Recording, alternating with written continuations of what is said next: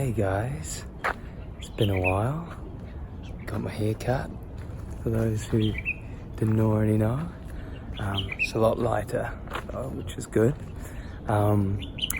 Today I'm taking you guys on a little adventure, and we are on the Curlew Camp Artist walk, which is across the Sydney Harbour. You can just see it peeking, the city peeking through the trees there.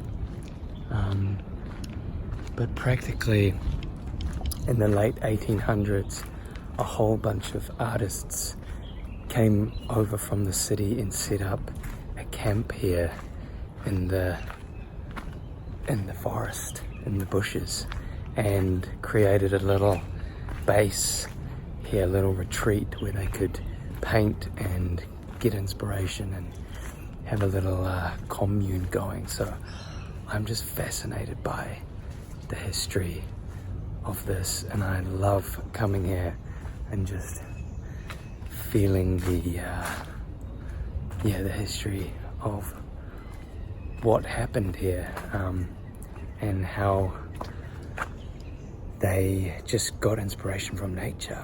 And it's actually just down there, so we'll head down there.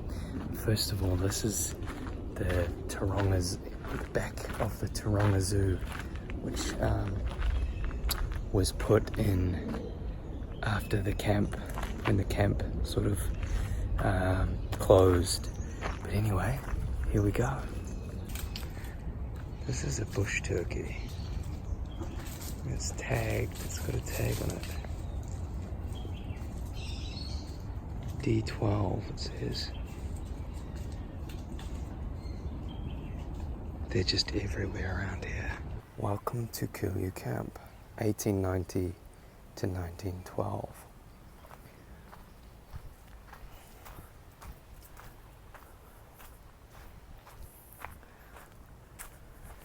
So the great thing about this place is it's usually nobody comes down here. So I like to come down here and do a little reflection or meditation, and you'll be able to see why artists set up a retreat here, because it's so peaceful, and you get a lot of inspiration.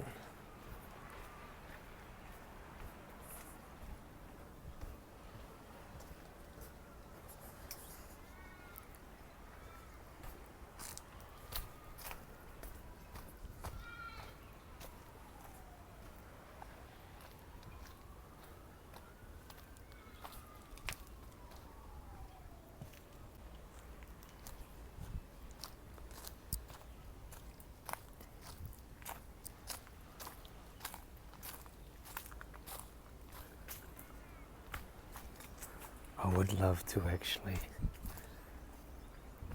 bring a tent down here and set up my own camp.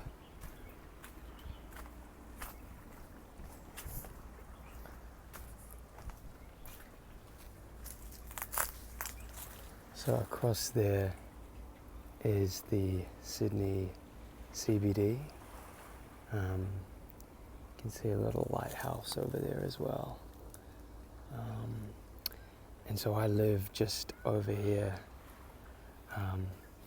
So I walk around here and around this path.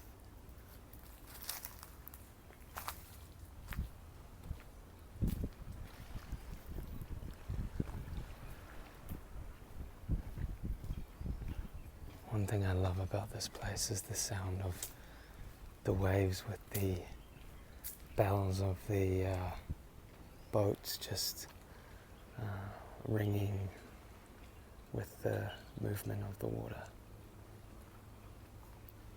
So this is it. This is a base area where they actually set up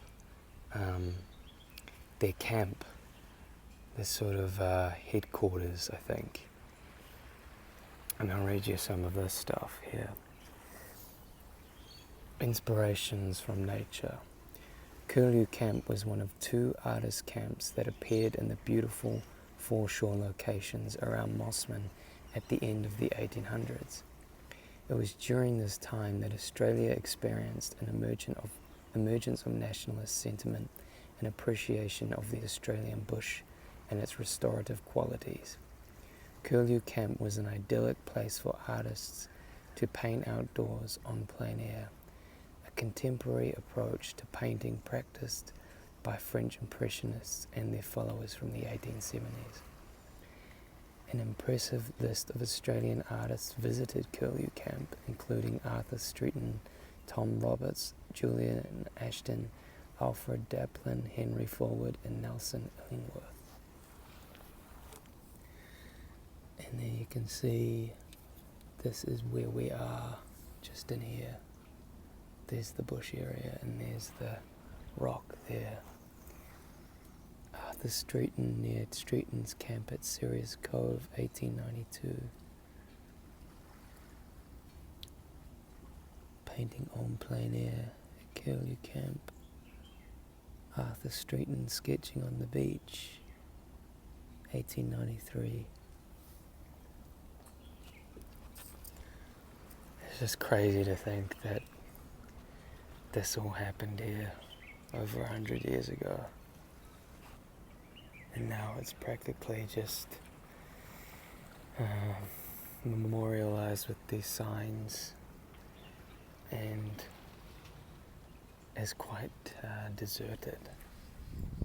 But I love that they still keep these placards up.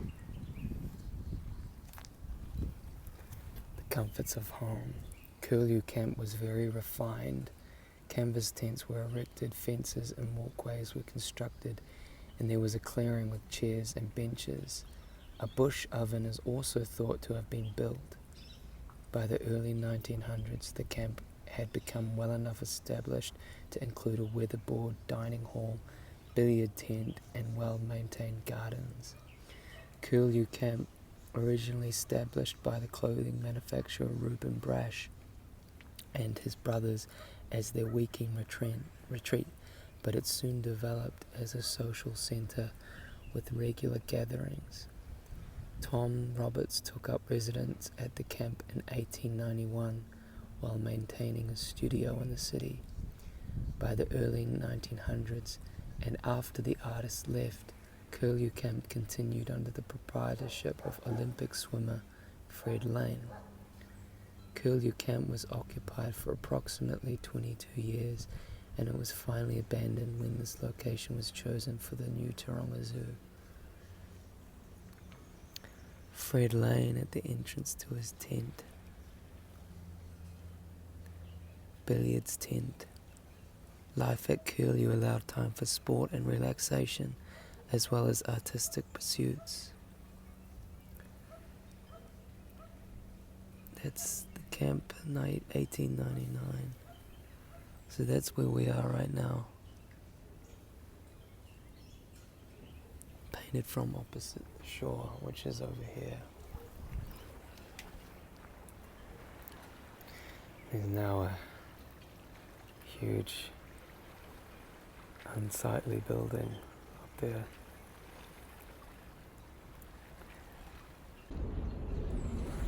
So I just went to the library and I was trying to find this book called Bohemians of the Bush, and it pretty much has photographs and a full rundown of the history of this place.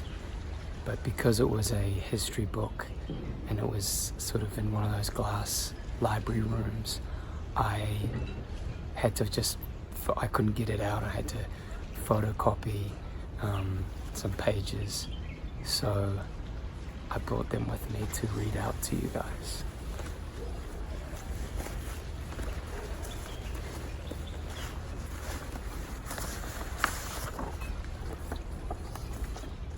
Okay.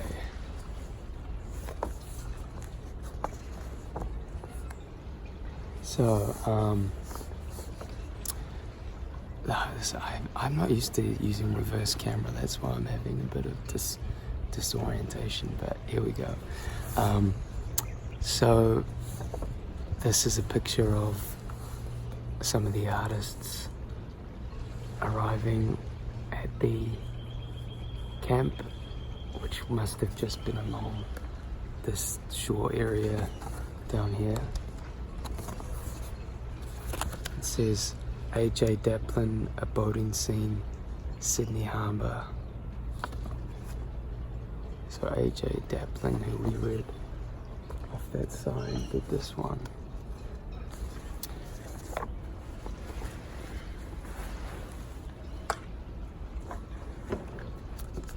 And I'll read this to you guys. So it's really interesting. Bohemians in the bush. Those who believe that artists should starve for their art must take heart from the fact that many of the masterpieces of Australian Impressionism were painted at a time when their creators lived in tents in the bush at Mosman. However, it was not simply economical circumstances that necessitated this cheaper lifestyle. The choice of a bush campsite as their place of residence had far grander motives. About the time of the centenary of British settlement, Australians started taking pride in their national characteristics and began idealising the life of their rural pioneers. The bush was no longer seen as a forbidding, destructive force, but as a place of pleasure and delight, symbolising a newly self-sufficient Australia that demanded its independence. Painters were among the leaders in the re-evaluation, abandoning tired European conventions in order to depict their country in heroic terms, glorifying in its natural beauties that previous generations had found so alien. They took to the bush, visiting sites outside the cities that housed most of Australia's population, and brought back the message that there was a good life to be found in the real Australia. These artist camps of the late 19th century were a new phenomenon for Australia, but the practice had begun in France half a century before and was adopted by the avant-garde, which initiated French Impressionism. They were associated with the philosophy of plein airism, which took painters from their studios to work on canvases in the outdoors, motivated by the search for truth in art and the desire to record on canvas what they saw rather than organizing their subjects to fit academic conventions. Such camps were set up in the forests around Fontainebleau in France by the Barbizon painters and their followers, the Impressionists. These artists not only broke with academic traditions, but also with social ones, adopting the spirit of cooperation and comradeship promoted by the socialist movement that was gaining prominence in their time. Younger artists followed their example, set up communities in Brittany, Scotland, and Cornwall during the 1880s, and the Australian camps were an antipode and extension of this artistic movement. They were also part of the bohemian cult, popular among artists at the time, taking its inspiration from Henry Murger's play La Vie de Bohème, which promoted an alternative to bourgeois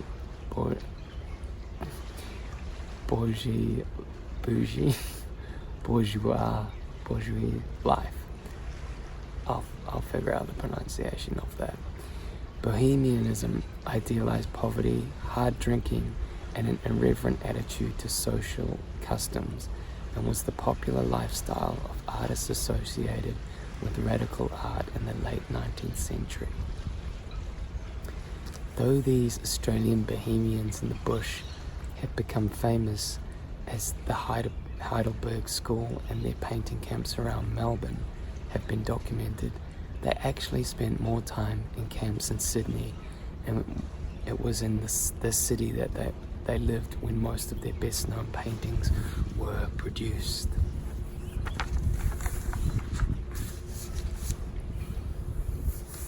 Here's another painting which is in black and white, you can't really see.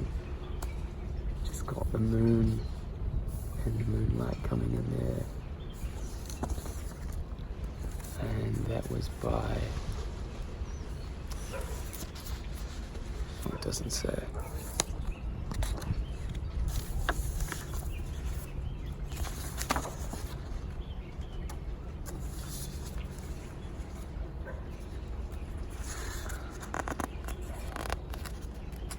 Find something more to meet you guys.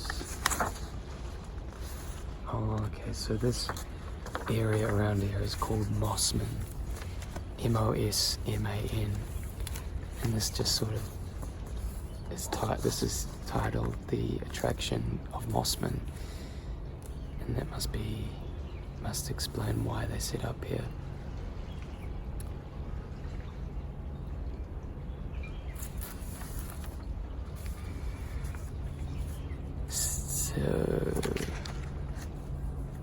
Sydney, the attraction of Mosman. Sydney's artist camps of the late 19th century were established on Edwards Beach and at Little Sirius Cove in the area known as Mosman on the north shore of Sydney Harbour. The Mosman Peninsula extends from Cremorne Point around to the mouth of Long Bay, past the Spit in Middle Harbour, and takes in about a dozen small bays and coves with their associated beaches and ridges. Originally the domain of the Camaragal tribe, it was first used by British colonists in 1789 when the frigate Sirius was careened in one of its bays for repairs. Called Gorambulagong by the Camaragal, this bay was known as Greater Sirius Cove and continued to be used for careening until 1830. When Archibald Mosman established a whaling station there. It then became known as Mosman Bay, and Mosman built his home. The Nest on its eastern ridge, while a cottage for his crew and a stone storehouse were built near the spot where the Sirius had been careened. But the whaling station was abandoned in 1844 after a slump in the industry, and the bay reverted to its use for ship repairs, eventually becoming a graveyard for discarded vessels. Other parts of Mosman had also attracted a few settlers. A retired sea captain, John Edwards, built a house on Hunters Bay, while a fishery was established at Chowder Bay, where an American whaler, Captain Cliff, built a home named Clifton. Meanwhile, a track had been carved through the bush from North Sydney to Shell Cove, where a ferry service across Middle Harbour was provided for travellers to Manly. The waves just got really rough, and it's because a ferry is going out over there. I think that's where the waves are coming from. Mosman Bay was also promoted as a pleasure area by the entrepreneur Richard Harnett, who had acquired Mosman's estate, with ferries bringing parties to see the spectacular waterfall at the head of the bay. There was now a dance hall in Mosman's old storeroom, a weekend hotel in the old crew's quarters, and a quadrille band to entertain visitors. Despite its natural beauties, these attempts at turning the area into a massive leisure playground proved largely unsuccessful.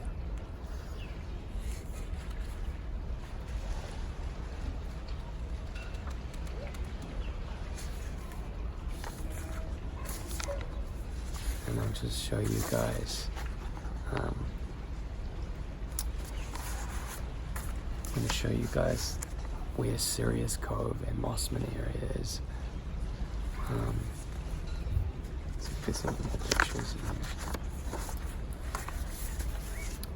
Maybe I'll show them all. Okay.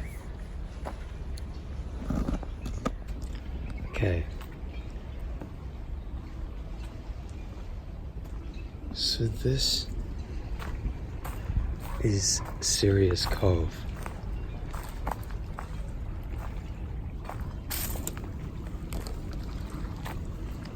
Love the smell of pine. Oh, it's so good. So we'll go down here.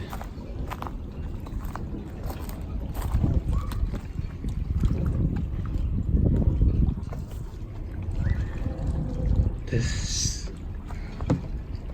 in there is the cove, Serious Cove, and this whole area over here is Mosman. All around over there. Over there is Cremorne Point, and then behind that point is the city.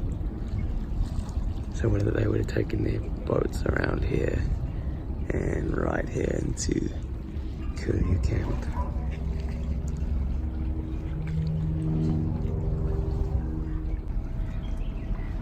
Some more ferries over there going into town.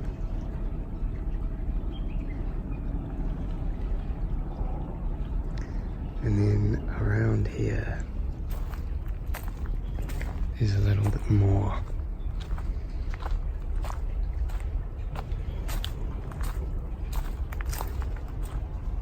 So it seems to me that this, at the bottom of these rocks, was where they had their base.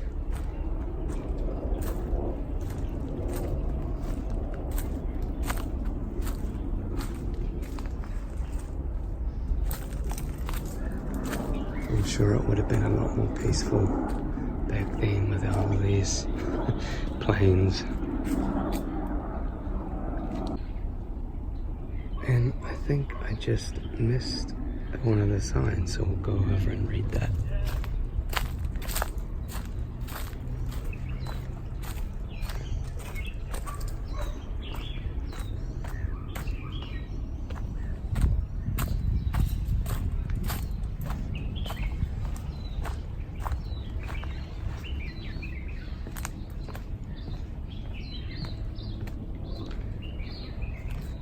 Coral tree marker. This coral tree was planted by Arthur Streeton. Streeton first visited Curlew Camp in 1891 and continued to visit on and off after a 5-year period. His letters record that he planted 2 coral trees to mark the location of Curlew Camp. As our understanding and respect for the Australian bush has grown, exotic trees such as the coral are no longer planted in our native bushland. Yeah, so I guess that's no longer here. I don't think that's it. It's green. Doesn't look anything like that picture.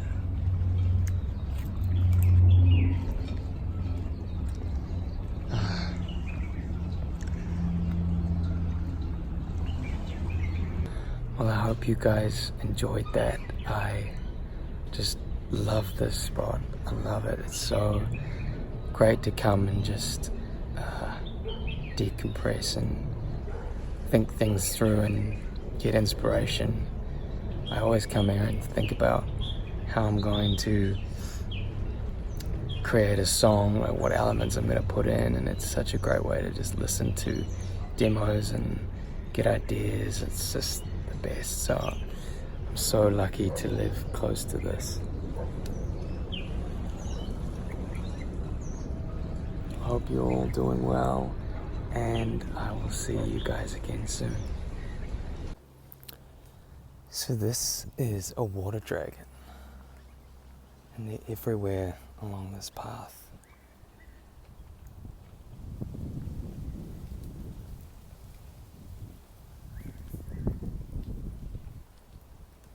Now I'm just sitting at Cremorne Point, which is across the bay from the Curlew Camp, and I'm going to continue reading a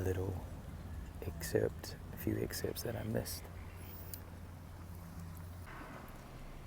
Alfred Daplin, who wasn't married, spent even more time at the camp.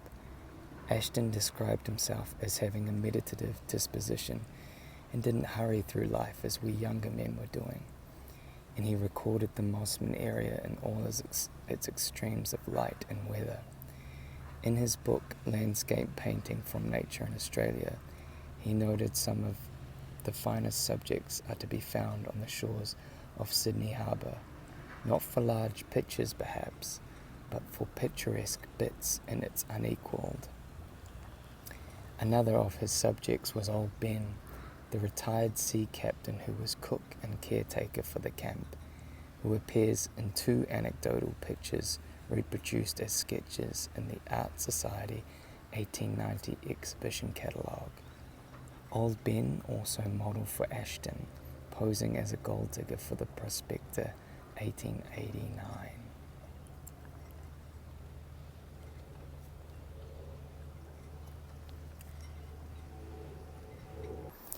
Artists at the camp. Among the bohemians that Hop invited to the artist camp was Julian Ashton, who had set up a painting camp on the Hawkesbury River with Alfred Daplin in 1884. He soon became a regular at the artists, and according to Dorothy Hopkins, so loved the open air that even on drizzly nights he insisted on sleeping in an old boat beached high on the sand. He became synonymous with the camp, painting often in its vicinity, and though he established a residence for his family at Bondi, sometimes brought his sons Howard and Percy there. Long afterwards, Howard remembered the struggle up the steep track from the beach that took them back to Mosman Bay and the ferry home.